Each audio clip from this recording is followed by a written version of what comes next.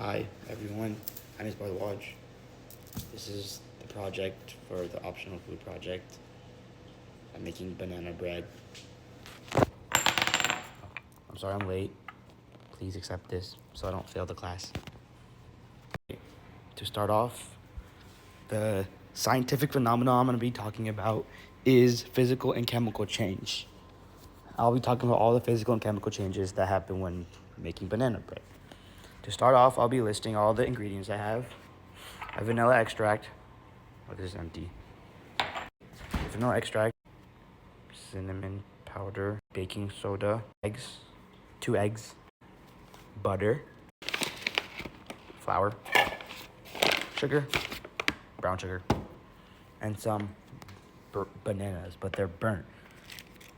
So the first physical change that occurred, as I didn't get this on video, but I put the bananas in the oven for like 10 minutes to make them like really soft, because I wanted it to be like soft, because you want them to be soft. So what happened is, in the oven, a physical change occurred. The banana went from solid to liquid.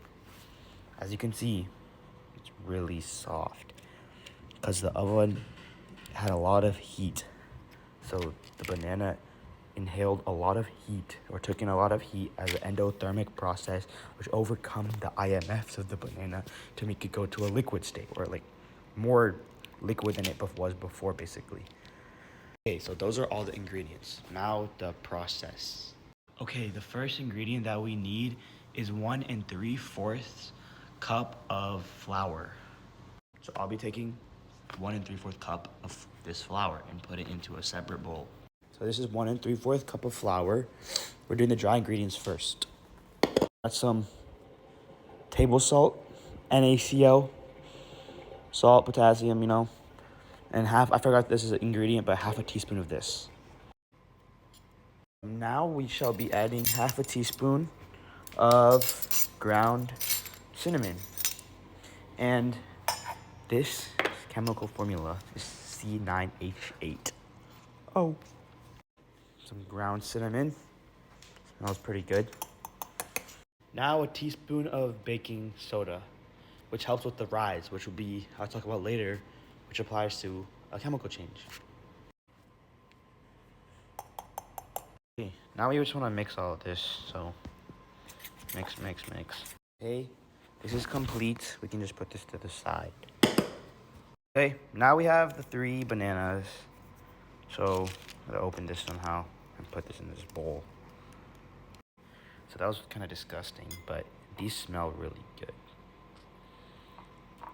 Now mix it. It smells really good. It looks really disgusting. So yeah. Put this to the side now. It's important that these are room temperature.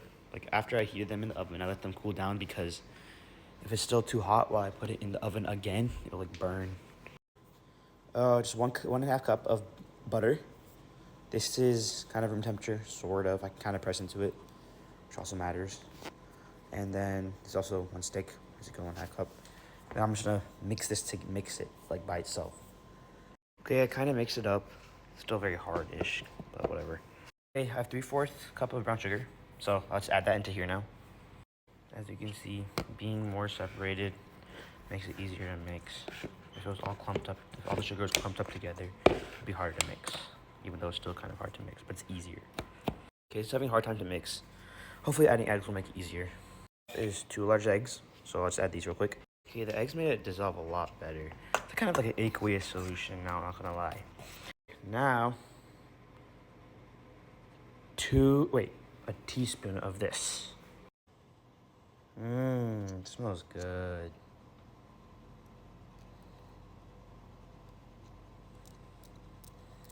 By the way, of vanilla extract. Okay, now we're gonna add the bananas in.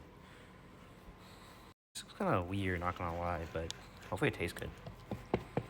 Okay, I blame this on me not having that thing, because the guy in the video has it. His is looks good. Okay. Okay, so far it's kind of depressing, but I'm gonna add the flour now. So yeah, or not the flour, but like all the dry stuff. Oh shit. Okay, that makes... Okay, so this is actually working out. Look, it's kind of like batter. Nice, go me.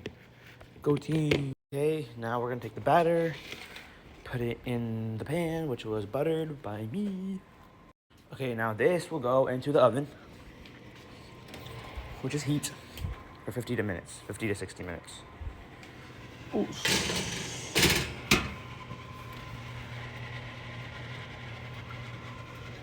Okay, timer, 50 minutes, and then I'll do it until the skewer comes out clean. Okay, I'll clean that up. Okay, so as you can see, there's a lot of things happening right now. The heat's getting added to it. So in the chemical change world, a lot of bonds will be broken because it will be endothermic. And then in the physical change, IMFs will be overcome. So one thing that will be happening is water will be evaporated while the heat is being added, which will help in the bread's rising and setting. A chemical change would be like the egg and the flour. When added heat, their bonds are broken. New bonds are formed because their natural state is denatured and they become something else. They kind of combine together, which helps with the structure of the bread. The reason banana bread is actually so dark and brown is because of the caramelization of the sugar, which is also a chemical change. Because of the heat added, the sugar's bonds are broken and they form new compounds, which is why they caramelize, which can also be seen in lots of other baking things.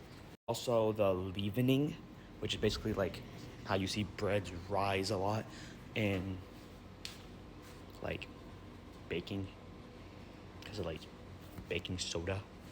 The baking soda produces CO2 gas, and this all is a chemical change, and when they react with like moisture or acids that can be in the entire batter, the gas expands, and which helps it rise, which is called leavening.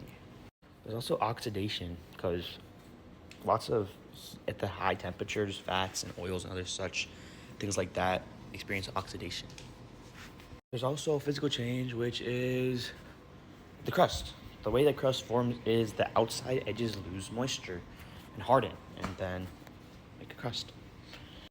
There's also something called starch gelinization, which is basically when heat causes the starch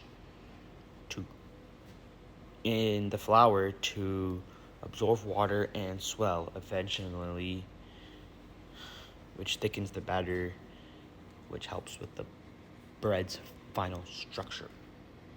Okay, yeah, so that's like physical and chemical changes which happened. These are important to understand because sometimes when you're adding ingredients that are too hot or too cold or not mixed properly, because of the chemical and physical changes that occur, you won't be able to make the item properly. Just like earlier, I wanted to make sure the butter wasn't too hot, or sorry, not the butter, but the bananas. And then I also don't want the butter to be too hot as well, because if it burns, then that can get bad. And a lot of the times, like when bananas get too hot, a physical change could occur, which it overheats and like becomes like gas or something. Who knows? Okay, thanks, bye.